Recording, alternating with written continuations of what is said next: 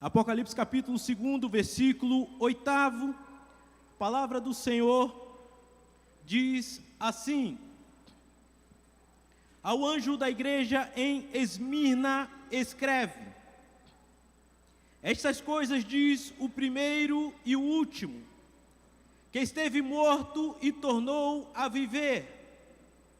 Conheço a tua tribulação, a tua pobreza, mas tu és rico, e a blasfêmia dos que a si mesmos se declaram judeus e não são, sendo antes sinagoga de Satanás. Não temas as coisas que tens de sofrer. Eis que o diabo está para lançar em prisão alguns dentre vós, para ser dispostos à prova, e tereis tribulação de 10 dias, todos juntos.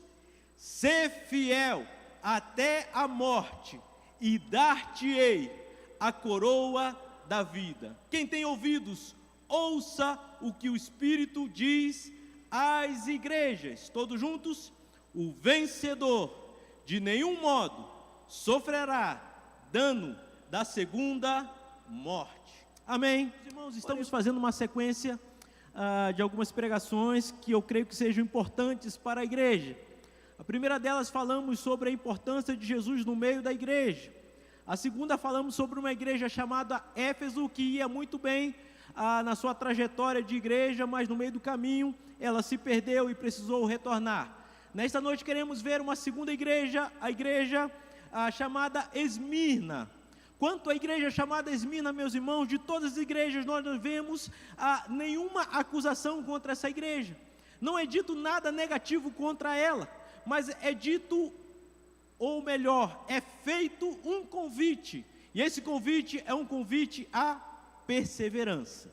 Amém? É sobre isso que nós vamos falar nesta noite, meditando nesta igreja, um convite à perseverança na igreja de Esmirna. Mas, meus irmãos, para falarmos sobre isso, eu queria perguntar: como você conhece uma pessoa? Como você conhece alguém?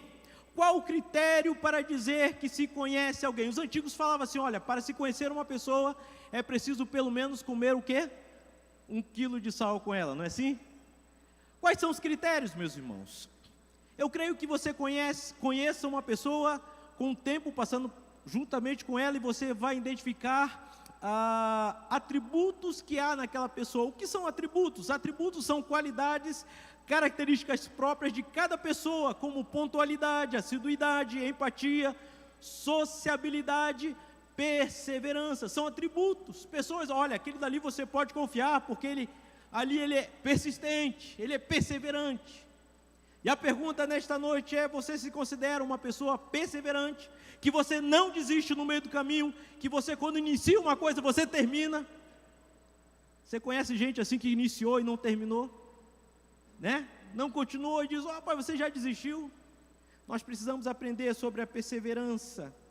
Perseverança é a qualidade, é uma qualidade, um atributo daquele que persiste, que tem constância, daquele que se mantém firme e fiel aos seus ideais. E no texto que nós lemos, meus irmãos, esta carta, para ela não há críticas, não há repreensões, mas há um convite, somente um convite. O convite é: ser fiel até a morte. É muito interessante nós vermos este convite, meus irmãos. Esta é a igreja de Esmirna. Agora veja bem, que igreja é esta? Que cidade é esta na qual Esmirna está inserida? Precisamos, meus irmãos, para conhecer a igreja, também conhecermos a cidade. Isso é importante. Se nós formos ver a história da cidade de Esmirna, meus irmãos, é uma das mais antigas, estabelecida por volta dos anos 1500 a.C., cujo nome era Esmir. Então há uma cidade que é muito antiga, essa cidade de Esmirna. Saber que esta cidade tem uma história também muito próxima à cidade de Troia. Ambas pertencem à Turquia e contam com um sítio arqueológico com muitos poemas, lendas, contos, culturas gregas da antiguidade. Quando nós olhamos essas duas cidades, elas estão muito próximas e existe inclusive um museu muito conhecido nessa cidade. Acredita-se que na cidade de Esmina, nela morou Homero da Ilíadas. Quem conhece essa história? Quem se lembra da guerra de Troia, cavalo de Troia, presente de grego? Quem já ouviu falar? São histórias interessantes e justamente isso tudo tem a ver, meus irmãos, com a cidade de Esmina. Acredita-se que foi nessa cidade até mesmo onde inventaram-se as moedas naquele tempo. No período dos romanos, esta foi a cidade mais leal a Roma. Tanto é, meus irmãos, que em 195 a.C., Esmina foi a primeira cidade a erigir um templo a deusa Roma. Ela era muito atrelada a Roma. No ano 26 depois de Cristo, quando a cidade da Ásia Menor competiam para construir um templo para o imperador Tibério, nós vemos que Esmina ganhou da cidade de Éfeso e construiu ali um grande templo de adoração ao imperador. Então, Éfeso havia também um templo, que é o templo da deusa Diana, mas Esmina havia vários templos dedicados aos deuses e também aos imperadores. Esta é a cidade. E dentro desse contexto, meus irmãos, que a igreja de Esmina fora fundada pelo apóstolo Paulo, talvez na sua terceira viagem, e aqui vamos para o ano 53 a 56 de Cristo Jesus. Nós vemos, meus irmãos, que a esta igreja, Jesus convida a perseverança. Agora, por que isso? Por qual razão desse convite do Senhor Jesus? Porque Jesus queria que eles não se esmorecessem, mas continuassem firmes diante das provas, das lutas que esta igreja enfrentava, por estar naquela cidade. Para isso, Jesus apresenta seus atributos a essa igreja para dar suporte à perseverança que deveriam ter naquele lugar. Eu creio, meus irmãos, que como igreja hoje nós precisamos de sermos crentes perseverantes. Mas para sermos perseverantes, firmes no Senhor, é preciso também conhecermos o Senhor Jesus. Precisamos conhecer, meus irmãos, a quem Ele é, os seus atributos. E nós podemos ver isto, aleluia, nessa carta, a igreja de Esmina. Pastor, como que eu posso ser perseverante? Conhecendo os atributos de Deus. Quais são os atributos de Deus? Eu queria apresentar 2 atributos, meus irmãos, para a nossa perseverança. Jesus, em primeiro lugar, Ele se apresenta a esta igreja com o atributo da onipotência.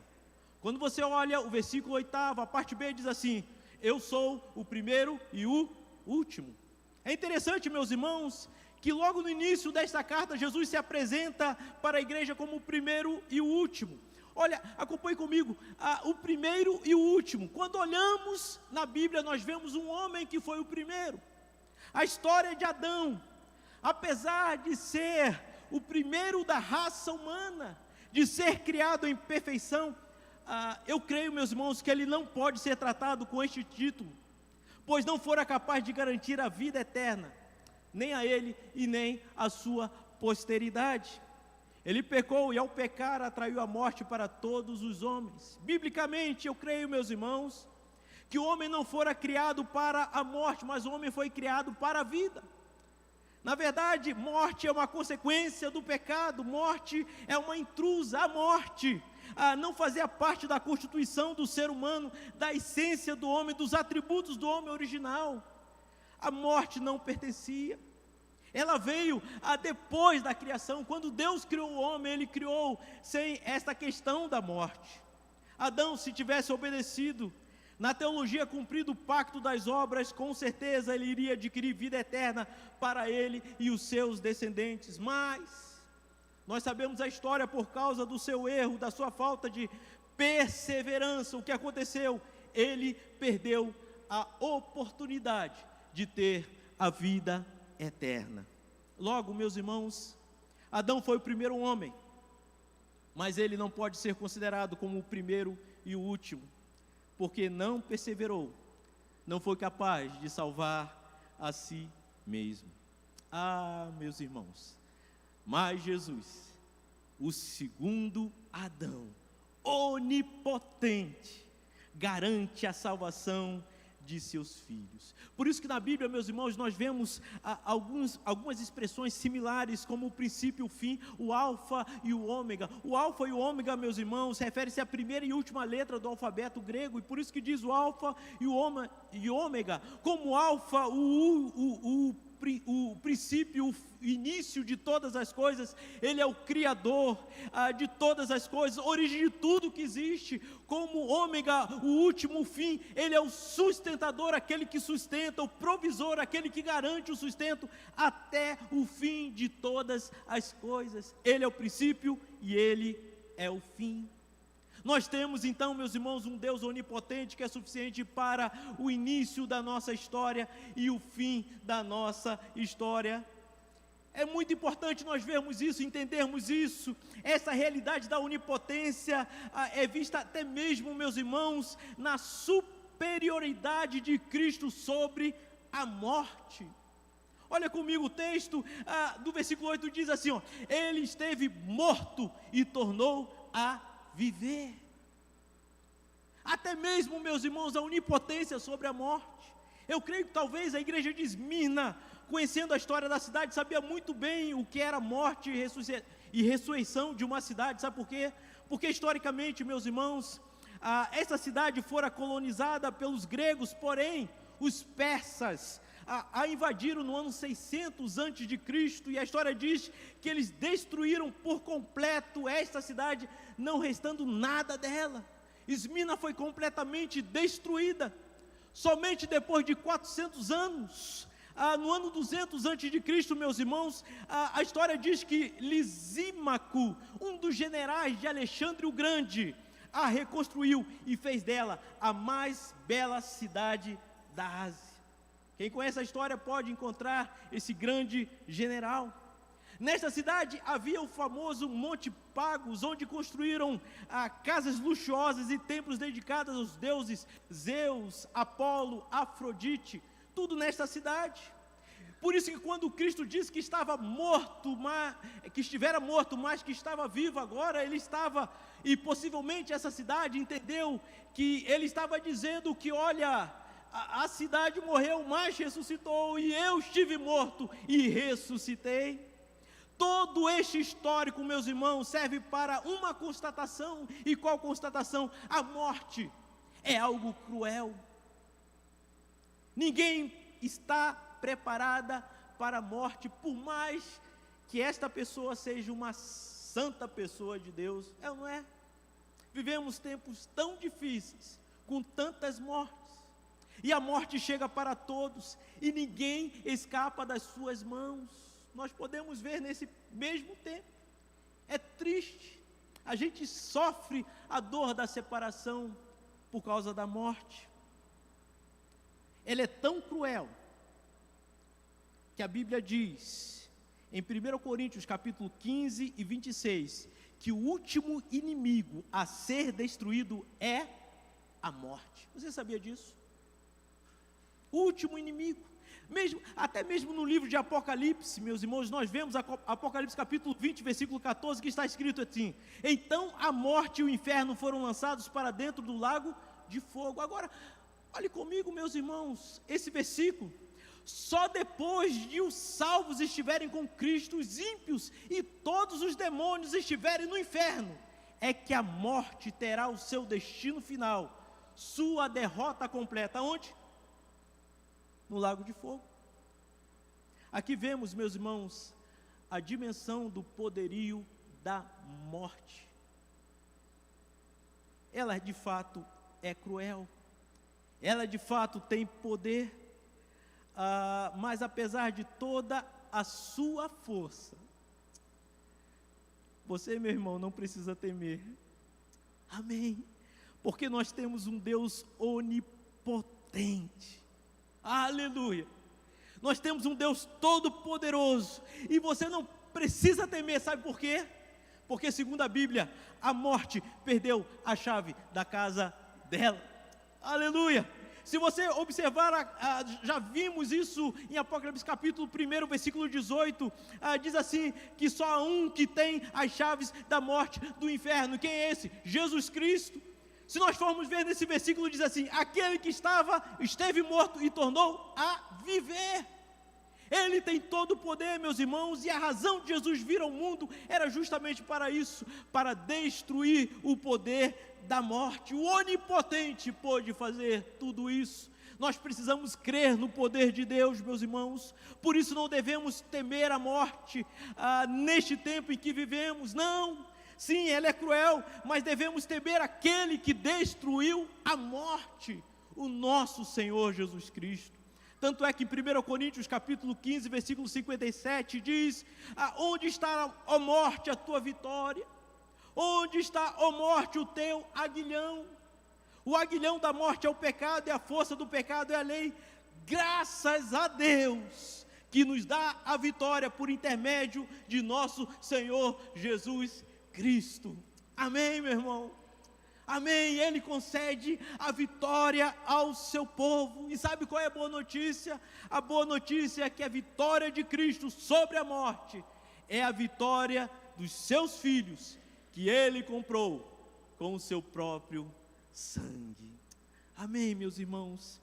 Esta é uma boa notícia. Você, meu irmão, é produto de uma transação, de uma compra, de uma negociação. Você faz parte de um negócio, de um resgate pelo sangue do Cordeiro, o sangue de Cristo. Então você não precisa ficar preocupado, porque Ele nos comprou com o seu próprio sangue. Ele venceu a morte, e aquele que venceu a morte, Ele faz um convite: ser fiel até a morte, assim como eu fiz. Amém.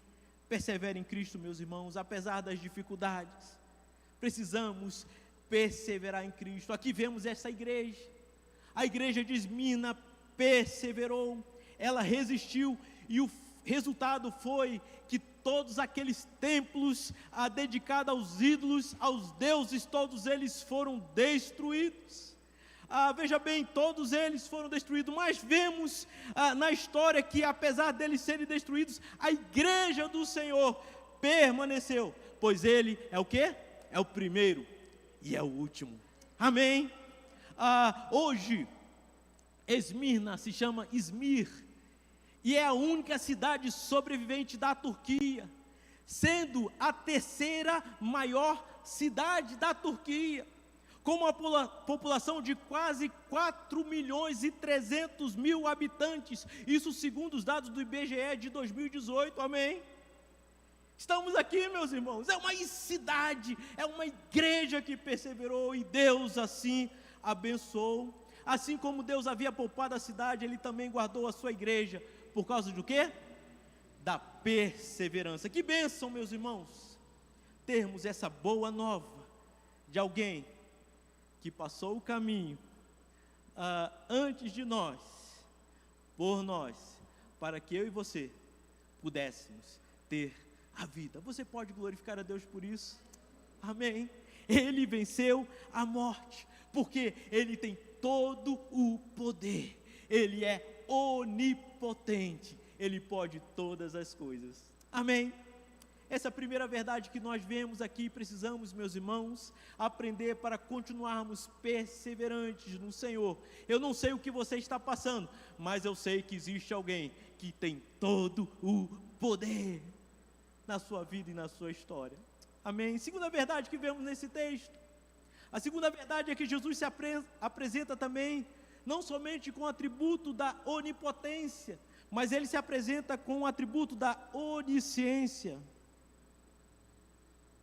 Se nós vermos, no versículo 9, a parte A, ele diz assim: conheço, eu sei o que está acontecendo. Este verbo conhecer tem a ver com relacionamento, discernimento, conhecimento exaustivo sobre alguma coisa. Isso quer dizer que Jesus conhece a sua igreja, o que acontece por dentro e por fora. O Senhor Jesus conhece ela de forma completa. E o que Jesus conhece? Segundo a igreja de Esmirna, aqui o texto diz que Jesus conhece a privação daquela igreja. Diz assim o versículo 9: conheço a tua tribulação e a tua pobreza. Aqui, meus irmãos, há uma igreja pobre numa cidade rica. A igreja de Esmina estava sofrendo dificuldades grandes, e o futuro ainda, meus irmãos, era incerto e sombrio. Sabe por quê? Porque para aquela igreja havia tribulação, e a ideia de tribulação aqui é a ideia de um aperto, um sufoco, um esmagamento. É tipsis, que significa no grego alguma coisa que aperta o peito. A igreja de Esmina era semelhante ao seu nome, porque a palavra Esmina vem da palavra mirra, e a mirra, meus irmãos, era um perfume feito de uma planta. Porém, para a extração deste perfume, o perfume desta planta, era necessário o esmagamento daquela planta. Você está entendendo? E através do esmagamento daquela planta, saía o perfume. O que vemos aqui é que a igreja estava sendo esmagada dentro da cidade. Porém, apesar de ser esmagada dentro da cidade, ela estava exalando o bom perfume de Cristo. 2 Coríntios 2,15 fala sobre isso. Será que você tem feito isso, meu irmão? A pergunta é nesta noite: que cheiro você exala quando é esmagado? Que perfume sai de você? Será que é o perfume de Cristo, que é o perfume de vida, ou o perfume do mundo, o perfume de morte? O que acontece quando você é esmagado e pressionado? Aqui aquela igreja estava cheirando bem o perfume de Cristo. Meus irmãos, isso é um grande desafio para cada um de nós. Dentro das nossas dificuldades, dentro das nossas incertezas, muitas vezes dói, mas é para que venha extrair um bom perfume. Amém? Aqui, meus irmãos, vemos que a cidade procurava forçar a igreja a abandonar sua fé. Vemos que a cidade forçava a igreja a adorar o imperador como sendo um Deus. Com isso, os crentes em Esmina estavam sendo atacados, torturados e até mesmo mortos por causa da sua fé. Conta-se a história que lançaram do alto do Monte Pagos, que era o centro da adoração, se lembra? Onde havia muitos templos. Da cima daquele monte, meus irmãos, de uma só vez, lançaram 1.200 cristãos. Não contente com isso, uma outra feita, novamente eles lançaram de cima daquele monte, que era um centro de adoração. Você não quer adorar o imperador, você não quer adorar os deuses, então nós vamos jogar vocês 800 cristãos. Isso é histórico, meus irmãos, e eles morreram nas rochas do penhasco. Diante disso tudo, há um Deus onisciente que estava vendo. Amém? Eu não sei qual é o teu problema, mas Ele está vendo. Eu não sei quais são as suas perdas. Há um Deus onisciente que Ele está vendo. Amém? É isso que deve confortar o nosso coração. Naquela cidade, meus irmãos, ainda havia pobreza além da perseguição. No grego, há duas palavras para pobreza, uma é pitocheia e penia. Essas duas palavras são interessantes. A primeira significa pobreza total, extrema miséria. E a segunda palavra, penia, significa aquele que tem pelo menos o básico.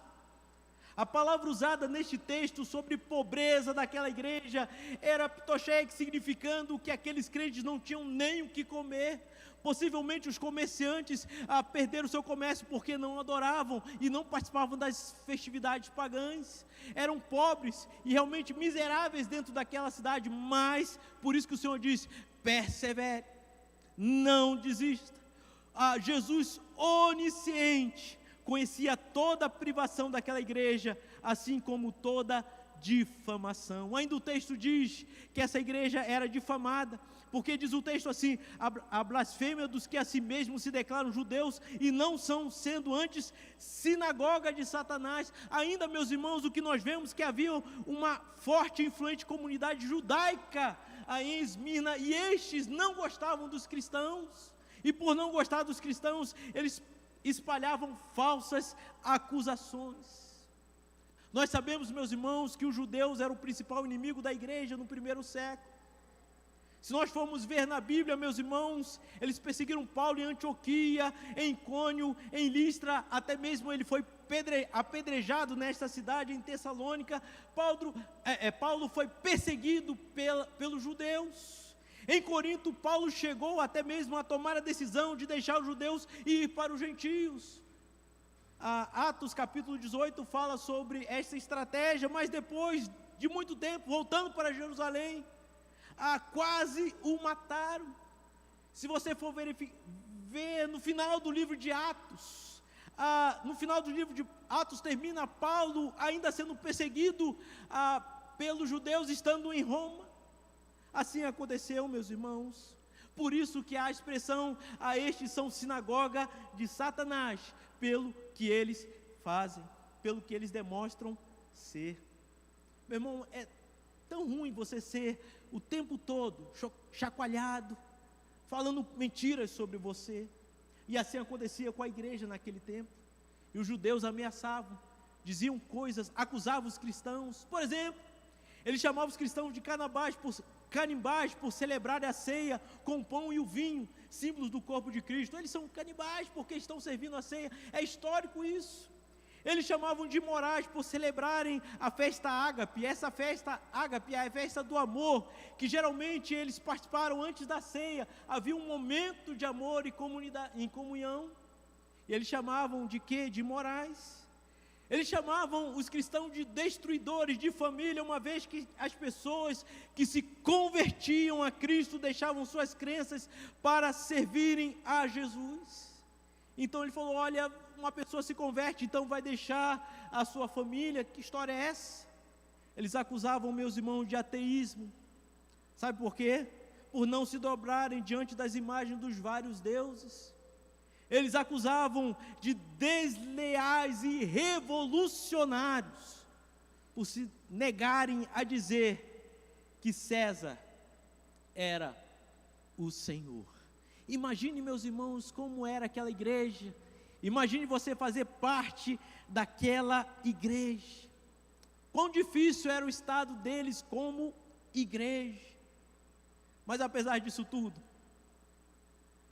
Jesus se apresentou para eles como sendo aquele que é onisciente. Por isso que ele diz assim: eu conheço, eu sei o que você está passando. Por isso que ele diz assim, olha, que ele não somente conhecia a privação, como a difamação, e até mesmo aqueles que foram presos ou seriam presos.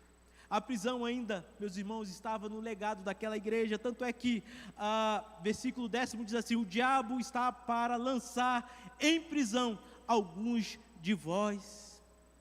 Agora, historicamente, meus irmãos, quando nós olhamos para a história de Roma, a prisão em Roma era antessala do túmulo. Sabe por quê?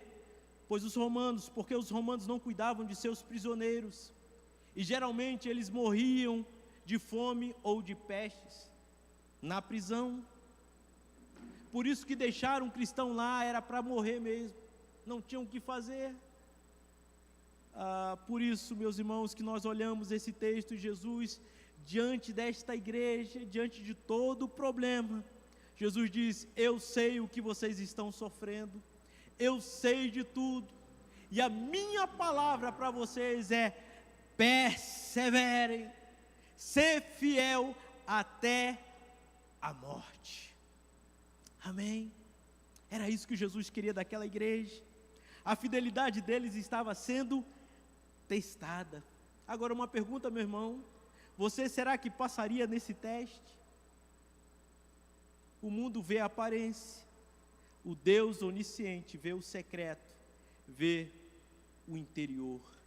Jesus conhece quem somos e tudo o que acontece conosco. Este fato, meus irmãos, deve gerar em nós temor, mas também um grande conforto. Sabe por quê? Porque uma das maiores necessidades quando estamos atribulados, angustiados, é ter alguém para quem compartilhar. É ou não é? Eu queria tanto alguém que eu pudesse abrir meu coração nesse momento difícil. aqui nós vemos que temos Jesus. Podemos contar com Ele. Podemos contar a Jesus as nossas maiores inseguranças, as nossas maiores incertezas, as nossas fraquezas, porque Ele conhece as nossas aflições, Ele conhece as acusações injustas, Ele conhece as nossas prisões na alma, quando muitas vezes nós queremos orar e não conseguimos. Senhor, quem já fez isso? Eu queria orar, mas eu não sei nem como orar, eu não sei nem como me dirigir ao Senhor. Ele conhece, meu irmão. Fale com Ele. Com fé em Jesus precisamos abrir nossa alma e confiar no que Ele está fazendo em nós. Eu sei que é difícil, mas devemos perseverar, meus irmãos.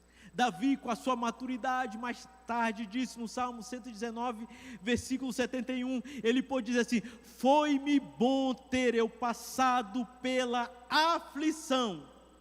Para quê? Para que aprendesse os teus decretos. Eu creio que na hora da aflição, ninguém diz: olha, eu estou gostando dessa aflição. Ninguém faz isso. Verdade, machuca e dói. Mas depois que ele passou ali, ele entendeu: olha, foi bom que eu passasse por ela, para que eu aprendesse um pouco mais de quem o Senhor é. Você consegue entender isso, meus irmãos? O Senhor muitas vezes não nos livra da fornalha. O que Ele faz? Ele nos purifica na fornalha. Amém? Quem deseja ser purificado pelo Senhor, assim, quando nós somos purificados com Jesus, cada vez mais brilhará a nossa luz diante dos homens. Mateus capítulo 5, versículo 16, a pergunta é: como a sua luz tem brilhado neste tempo? Há muitos homens que precisam ver luz, precisam de luz, meus irmãos, durante a semana, aonde você estiver. A pergunta é: a sua luz está brilhando? Eu creio que isso é importante, meus irmãos. O Senhor muitas vezes não poupa o seu povo da prisão, da difamação, das ameaças. Apenas o que Ele faz? Ele fixa um limite, assim como fez com a igreja de Esmirna. Tanto é que diz o texto aí: tereis tribulações de quantos dias? 10 dias. Toda tribulação tem um final. Amém? Graças a Deus, meus irmãos, porque se não tivesse um final, por isso que a Bíblia diz: as misericórdias do Senhor são a causa de não sermos consumidos. Então, meu irmão, se está difícil, vai ter um final, vai ter um arco-íris aí, meu irmão. Toda tribulação tem um final. Ele impõe limites. A esta igreja, Jesus convida à perseverança, porque Ele é onipotente. Ele é o quê? Onisciente. É aquele que vê a sua igreja e tem um poder para sustentar a sua igreja. Amém? Meus irmãos, e aquele que aceita esse convite: eu vou perseverar, recebe bênçãos que jamais podem ser dimensionadas. Tanto é que o texto diz sobre essas bênçãos que se refere a galardão e vida eterna. O texto diz assim: ser fiel até a morte, e o que? Dar-te-ei a coroa da vida. O vencedor de modo nenhum sofrerá dano na segunda morte. O que vemos aqui, meus irmãos, é que aqueles crentes pobres, perseguidos, caluniados, presos, agora estavam sendo encorajados a enfrentar a própria morte, se preciso fosse. Agora, olhe comigo o texto, acompanhe comigo o pensamento e o raciocínio lógico. Aqui, meus irmãos, não é o convite para permanecer fiel até o último dia da vida. Não. Será que eu tenho que morrer? Não, não é isso que está dizendo o texto. Aqui é um convite para ser fiel até o ponto de morrer por esta fidelidade. É isso que o texto diz, meus irmãos. Por isso que a expressão ser fiel até, no original, dá o sentido de ser fiel até que. Esta é a ideia. Numa outra versão, esse texto diz assim: mostre-se fiel até mesmo quando estiver enfrentando a morte. No outro texto diz assim: não desista, seja fiel, ainda que isto custe a sua própria vida. Por isso, meus irmãos, os vencedores por Cristo estarão livres da morte e do diabo. A igreja de Esmirna, ela não é uma candidata à morte, mas à vida eterna com Cristo Jesus.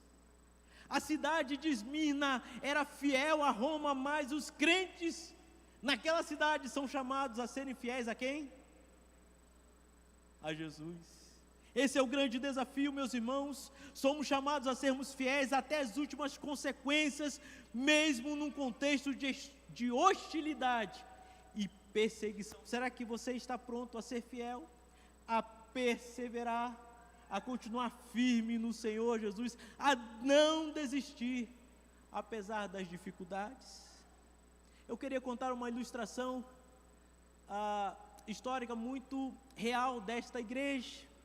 Havia um discípulo do apóstolo João, que fora pastor nesta igreja. Esse discípulo foi chamado de Policarpo. Foi discípulo de João e agora era pastor na igreja de Esmirna.